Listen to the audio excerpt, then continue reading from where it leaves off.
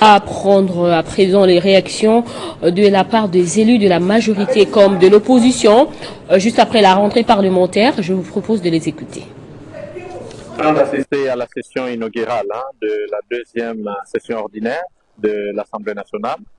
Et c'était un plaisir pour nous de participer à cette session parce que nous revenons des vacances parlementaires et il était question de revenir à l'hémicycle afin de représenter le peuple que nous aimons, afin de travailler pour que notre pays enfin se développe.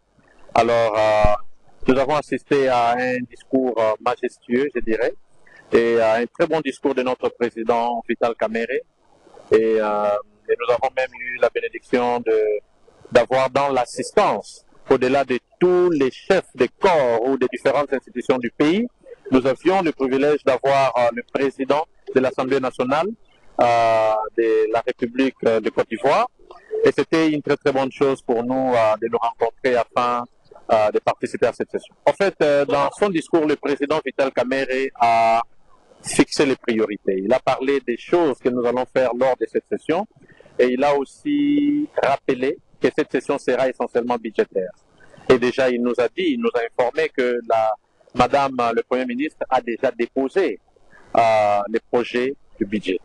Alors, dans ces priorités, lorsque j'ai suivi minutieusement son discours, il a parlé de l'importance, en premier lieu, de la stabilité et du rétablissement de la paix dans notre pays. Vous savez, à l'est de la République démocratique du Congo, mon peuple souffre et il y a des morts presque chaque jour. Et cette situation doit cesser. Nous devons travailler pour que la paix revienne. Et nous travaillerons aussi pour que, lors des discussions budgétaires, qu'une part importante de notre budget soit consacrée au renforcement des capacités de nos forces de défense. Mais nous promettons à ce peuple, même lors des discussions budgétaires, nous ferons en sorte que les principes d'équité soient observés et que le peuple congolais se retrouve. Il est temps que nous nous réveillons, que nous puissions enfin concentrer nos efforts à l'amélioration des conditions de vie du peuple.